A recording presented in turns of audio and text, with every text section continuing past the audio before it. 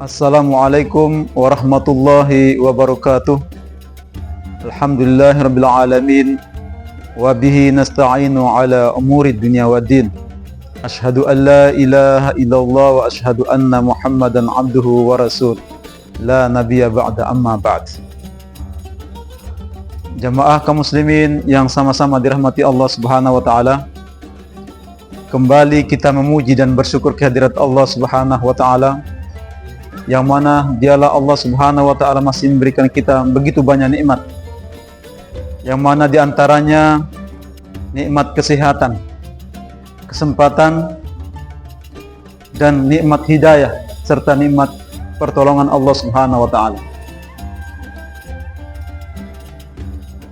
Dengan nikmat tersebut kita bisa menjalankan ibadah puasa dengan sebaik-baiknya. Alhamdulillah, kita di dalam masjid ini kita diberikan nikmat hidayah oleh Allah Subhanahu wa taala, sehingga kita mampu meninggalkan semua aktivitas-aktivitas kita, perniagaan kita, usaha kita, bahkan kantor-kantor kita sekalipun kita tinggalkan demi memenuhi panggilan muazin untuk melaksanakan salat Isya secara berjamaah dan salat tarawih secara berjamaah pula. Dibanding dengan saudara-saudara kita yang seiman dan sekeyakinan, yang hari ini saat ini mereka belum diberikan nikmat hidayah oleh Allah Subhanahu wa taala serta nikmat pertolongan, sehingga mereka belum mampu meninggalkan semua aktivitas mereka, usaha mereka, perniagaan mereka, bahkan kantor-kantor mereka belum bisa tinggalkan, dan mereka belum bisa memenuhi panggilan muazin untuk melaksanakan sholat berjamaah. Kaum muslimin dan muslimah yang mudah-mudahan dirahmati Allah Subhanahu wa taala, pada kesempatan kali ini kami akan mencoba mengangkat satu tema, yakni kami beri judul ada 3 amalan yang menyebabkan seseorang hamba itu dibangunkan istana di surga. Adapun 3 amalan yang pertama adalah falyafu man dolamak, memberikan maaf kepada orang yang menyakitimu. Mengapa kita harus memberikan kata maaf atau memberikan kata maaf dan meminta maaf kepada saudara kita? Karena kita adalah manusia, hamba yang lemah, yang saling membutuhkan satu sama yang lain. Jadi ketika kita berbuat kesalahan, dosa dan lain sebagainya, maka kita harus mampu untuk memberikan kata maaf. Nah, susah kita untuk memberikan kata maaf. Bahkan orang yang berhati malaikat pun susah untuk memberikan kata maaf, karena semuanya untuk mempertahankan keegohannya, arogansinya, mempertahankan kebenarannya, kesalahannya dipertahankan. Apalagi yang benar-benar sudah benar, yang salah saja tetap mempertahankan kesalahannya, dan tidak mampu, berat untuk melaksanakan meminta maaf kepada sesamanya. Jemaah kaum muslimin dan muslimah yang sama-sama dirahmati Allah Subhanahu wa taala, memberikan kata maaf adalah suatu kewajiban kita, suatu perintah dari Allah Subhanahu wa taala, karena Islam mengajarkan kita diberikan limit waktu 3 hari saja. Ketika lewat dari 3 hari, maka beban dosa kita tanggung sendiri. Allah Subhanahu wa taala berfirman, wala taziratu waziratu wizra ukhra. Dosa seseorang tidak akan dipikul oleh oleh orang lain. Maka beban kita, dosa kita akan kesalahan kita harus cepat-cepat kita meminta maaf dan memberikan kata maaf. Karena dosa kita, kesalahan kita kepada Allah Subhanahu wa taala, kita beristighfar, kita bertaubat kepada Allah Subhanahu wa taala, dan Allah Subhanahu wa taala Maha Pengampun dan lagi Maha Bijaksana. Akan tapi kesalahan manusia yang kita tidak meminta maaf kepada sesama, maka ketika seseorang itu mendahului kita, maka kita tidak mampu untuk memberikan kata maaf dan meminta maaf kepada seseorang yang sudah meninggal, yang sudah mendahului kita. Jadi jamaah dimuliakan Allah Subhanahu wa taala, mumpung kesempatan yang diberikan oleh Allah Subhanahu wa taala kepada kita, sisa umur kita memberikan kata maaf kepada sesama. Bahkan ada yang mengatakan air laut itu jadi tawar kembali, baru saya bisa memberikan kata maaf kepada sesama, kepada saudaranya. Nah, ini yang dilarang dalam Islam.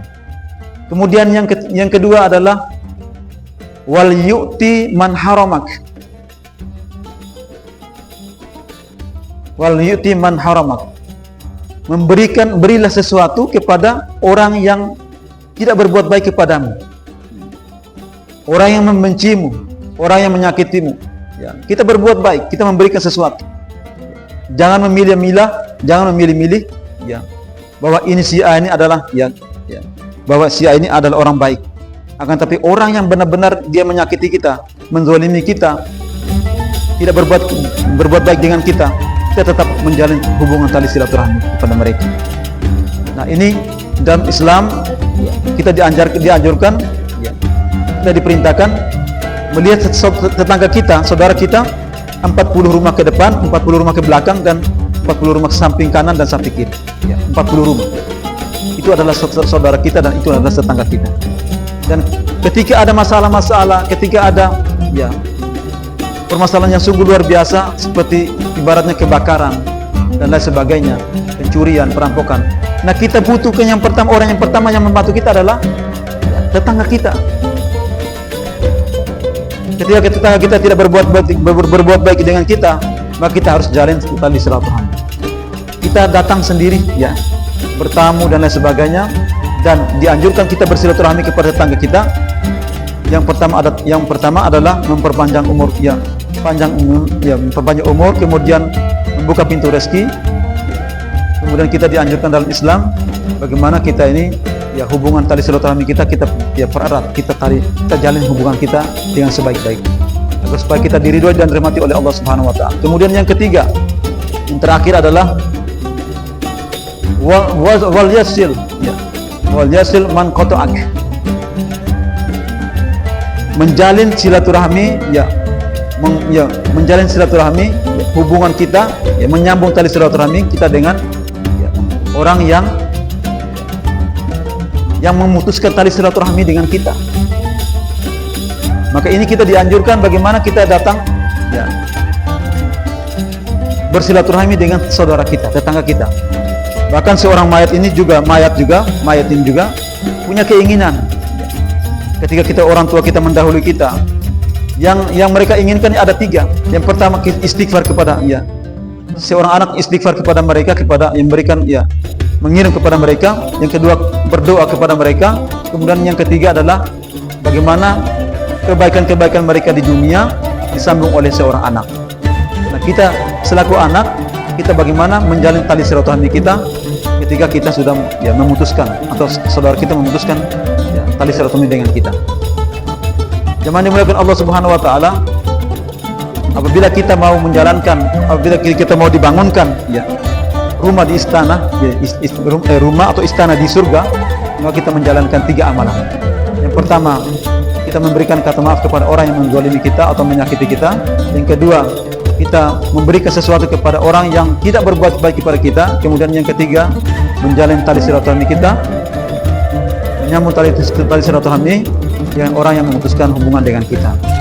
Jemaah dimuliakan Allah Subhanahu wa taala, mungkin ini saja dari kami. Mudah-mudahan dengan sentilan-sentilan seperti ini kita bisa mengambil satu ibrah, satu pelajaran di dalamnya, dan kita bisa amalkan di saat sekarang dan masa-masa yang akan datang.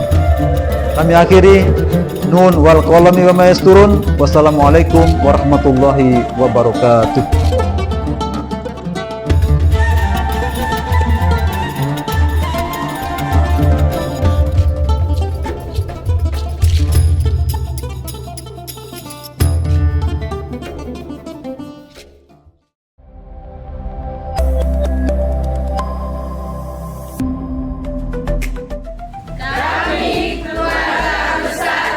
SPPG Kota Uneng 02 mengucapkan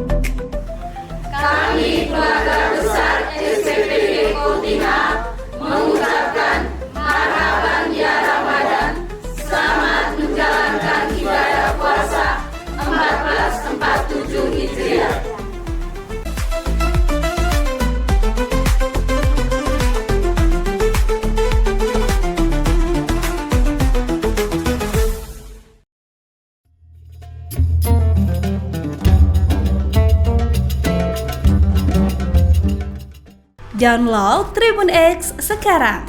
Menghadirkan lokal menjadi Indonesia.